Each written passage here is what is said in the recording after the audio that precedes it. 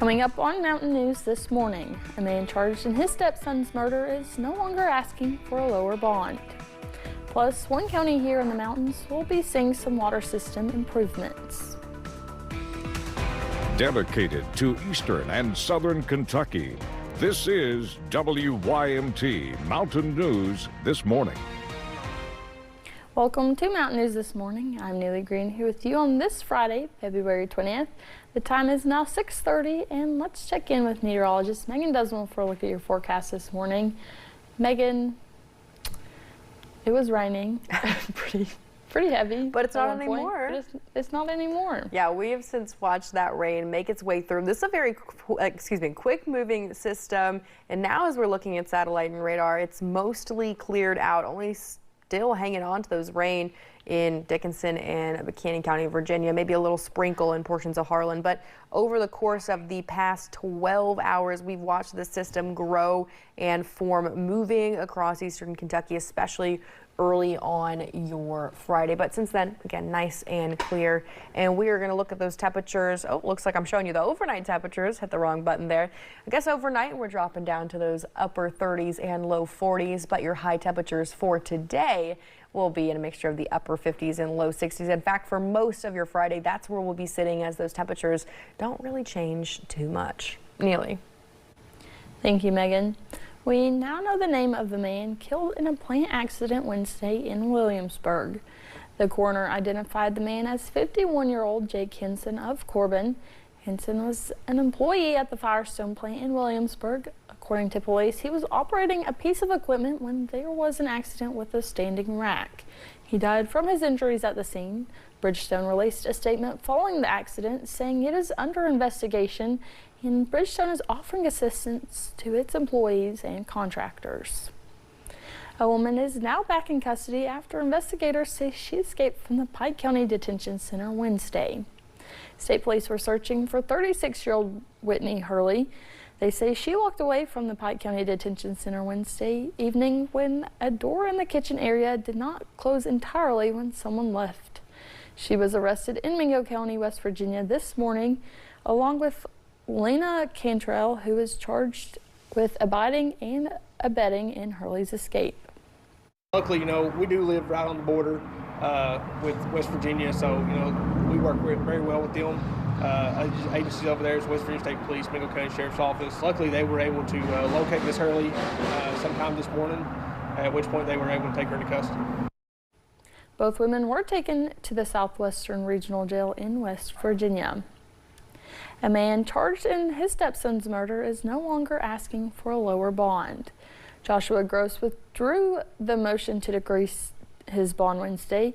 It will stay at $1 million. Gross was indicted for complicity in the murder of his stepson, Jaden Spicer. Jaden's body was found in a shallow grave in the Breathitt County late last August. Jaden's mother, Felicia Gross, was charged with the murder.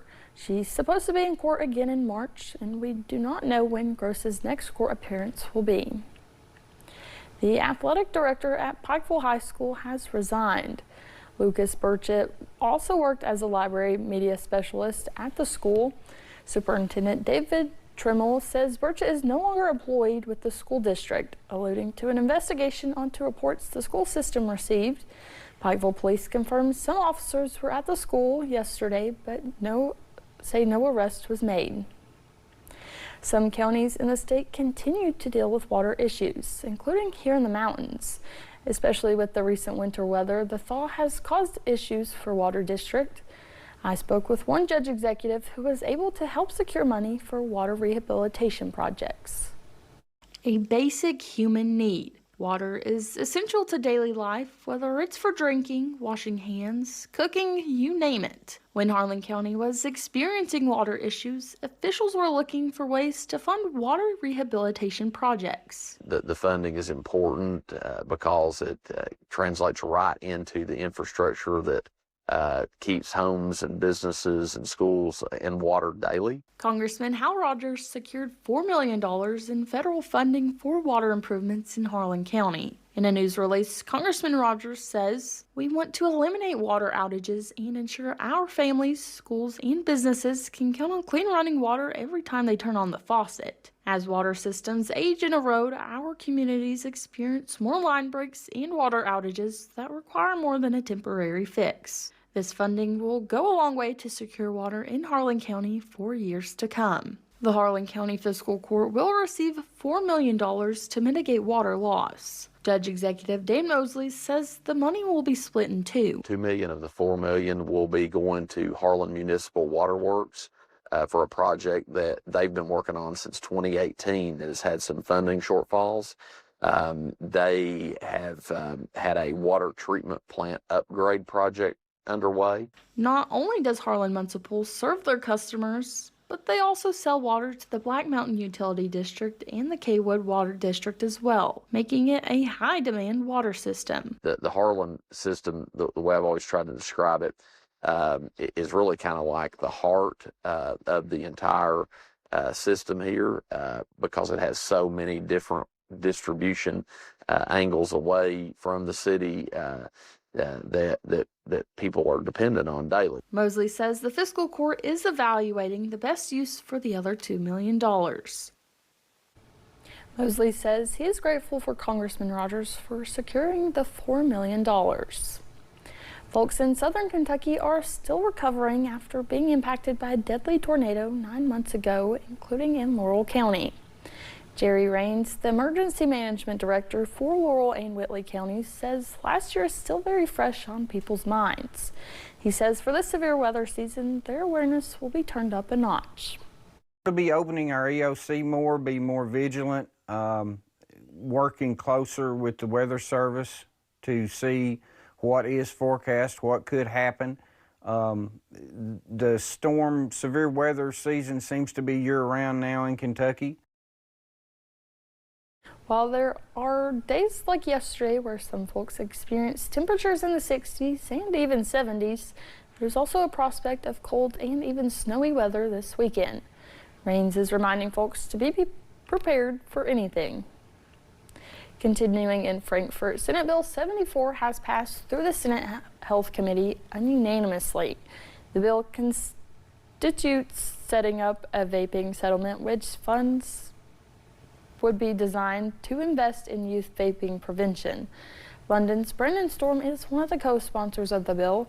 It now heads to the Senate floor. A state senator is calling for new laws after a Madison County man died following an altercation with law enforcement. Senator Katara Heron filed a three-part legislative packet which aims to change the way inmate deaths are handled. She says this became a priority for her after hearing about the death of Deon Watts. The altercation happened January 1st. Watts died 5 days later at a hospital. Watts' aunt says while it means a lot to their family to share Deon's story in hopes of change, she believes it came a little too late. If this bill would have been in place, I feel like my nephew would have still been alive. The Richmond police chief says he's waiting for KSP's report to make a comment on Deon Watts' death. A bill has been filed which would require the 10 Commandments be displayed in all classrooms throughout Kentucky. House Bill 670 is co-sponsored by 4 Republican lawmakers, including Richard White out of the 99th District, which represents Elliott, Rowan, and Morgan counties. The language of the bill reads, a public school or public charter school would display a copy of the commandments by providing historical context in each elementary and secondary classroom. What started as an extra credit biology assignment for a group of Letcher County High School students has become legislation at the General Assembly in Frankfort. This group of students and their teacher proposed to Senator Scott Maiden that the indigo milk cap be designated state mushroom for Kentucky. Senator Maiden liked the idea and filed Senate Bill 19, not only to stand by the students who could be making Kentucky history, but also show them how the General Assembly works. You know, that's basically how most bills and laws become, about, people's either got a problem or a situation or an ideal to make Kentucky a better place. And, like I said, I don't know that the blue mushroom itself is the story here. I think it's these kids that are wanting to participate in the process and us getting them up here and letting them see how everything really works. So The students will be in Frankfort for a presentation in front of the Economic Development Committee on Wednesday at 11 o'clock. And we're tracking those temperatures in a mixture of the upper 50s for most folks. Some folks even seeing in the 60s right now. It's 60 degrees in Manchester and Monticello. We head throughout the day. We'll see temperatures drop a little bit, but then we're warming right back up by the time we're heading into the afternoon, right to the upper 50s and low 60s. Not going to see too much of a change throughout the day. So what you're wearing this morning is probably what you're going to need later in this afternoon. But in terms of what we're seeing on satellite and radar, mostly clear, still hanging on to a little bit of that light to moderate rain for Dickinson and Buchanan County, Virginia. Altogether, though, we are mostly clear for the rest of your day. Seeing some fog out and about, but for the most part, plenty dry, partly cloudy skies. By the time you're heading home, we'll see sunshine taking over that forecast. Neely. Thank you, Megan, and thank you for joining us. The time is now 6:40. Still to come on Mountain News this morning, toy makers are hard at work to create new ways for kids and families. We take you to this year's toy fair and show you what's in store for 2026.